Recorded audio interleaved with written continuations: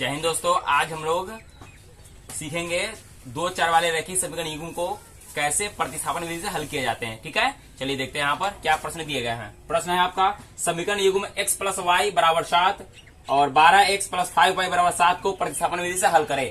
ठीक है, चलिए इस गणित को हल करते हैं। सबसे पहले आपको क्या करना है कि x प्लस वाई बराबर 7 समीकरण 1 लिख देने हैं, उसके बाद में 12x प्लस 5y समीकरण 2 लिख देने हैं। ठीक है, उसके बाद हम लोग को क्या करना है, समीकरण 1 से या समीकरण 2 से लेना है। समीकरण 1 या 2 को लेना है, तो क्या लिखेंगे यहाँ पर समीकरण 1 से, समीकरण 1 से। ठीक है, समीकरण 1 को लिख दीजिए, x प्लस में y बराबर 7। अब क्या करना है हमको यहाँ पर डिसाइड करना है, हमको x का मान निकालना है या y का मान निकालना है। यहाँ से तो हमको x का मान निकालने मान लेते हैं। x बराबर क्या हो जाएगा जी, तो इसको क्या करना होगा, प्रतिस्थापित करना होगा अपने चीजों को, पदों को, इसके साथ जो भी रहेगा।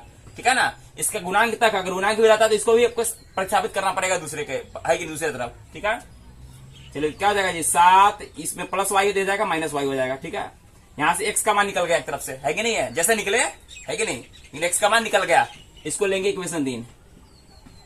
ठीक है, अब इस मान को समीकरण 1 ले लिए तो समीकरण 2 में रखेंगे। किस में रखेंगे, तो समीकरण 2 में रखेंगे। किस में रखेंगे, तो समीकरण 2 में। तो यहाँ लिखेंगे x का मान, लिखेंगे x का मान समीकरण 2 में रखने पर, समीकरण 2 में रखने पर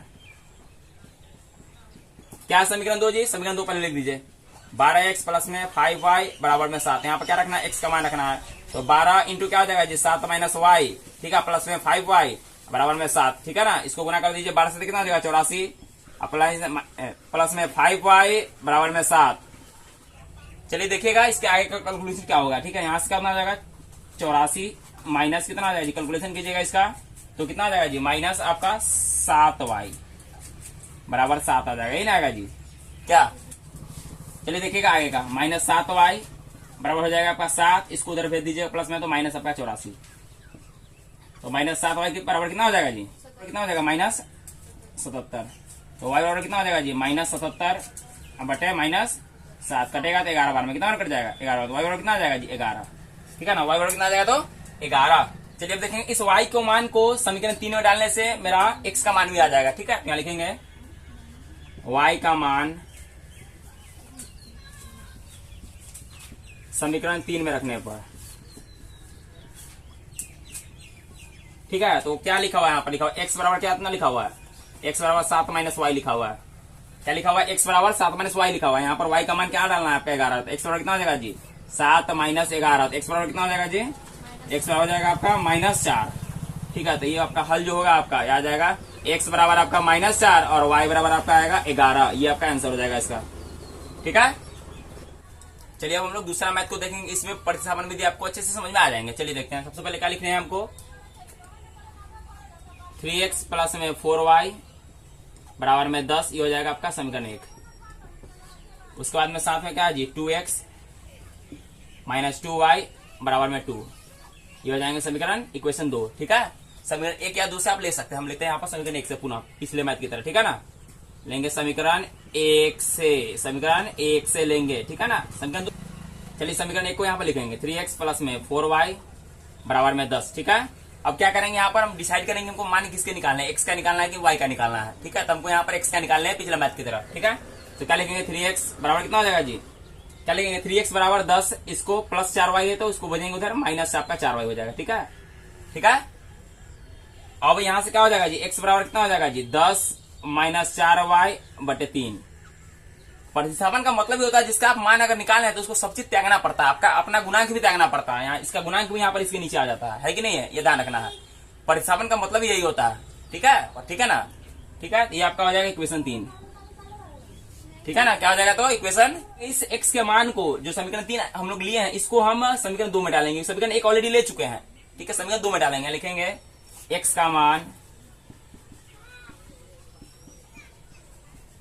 समीकरण 2 में रखने पर। ठीक है, तो क्या हो जाएगा आपका 2 लिखा हुआ, सबसे पहले हम समीकरण 2 को लिख देते हैं। क्या लिखा हुआ है, 2x माइनस 2y बराबर 2 लिखा हुआ है, इसमें x का मान को डालना है, कितना हो जाएगा जी 2 इंटू कितना हो जाएगा 10 माइनस 4y बटे 3 हो जाएगा, ये ना होगा जी।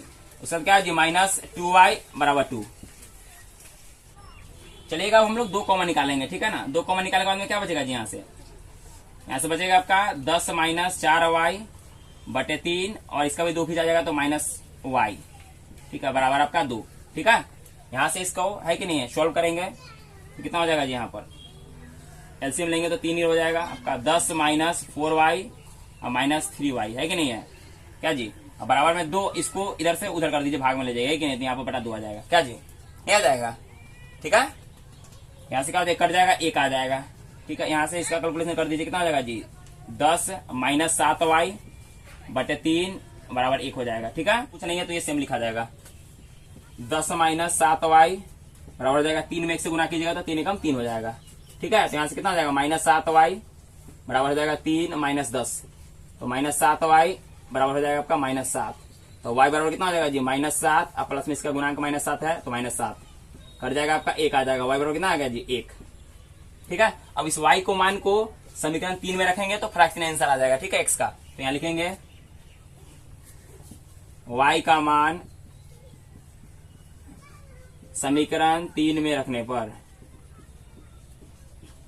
3 में रखने पर कितना है जी, ये पहले दिया हुआ जो लिख देते, x बराबर दिया है आपका 10 माइनस 4y बटे 3, है कि नहीं, कितना रखना, y बराबर 1 रखना है, तो x बराबर कितना आ जाएगा जी, 10 माइनस 4 गुना 1 बटे 3, x बराबर कितना आ जाएगा जी, 10 माइनस 4 बटे 3 कितना आ जाएगा जी, 6 बटे 3 कट जाएगा 2, कितना आ जाएगा x बराबर 2। तो हल जो होगा, अभी हल जो लिखेंगे वो हल होगा आपका, x बराबर आपका 2 और y बराबर कितना आ जाएगा जी 1, यही आपका आंसर होगा।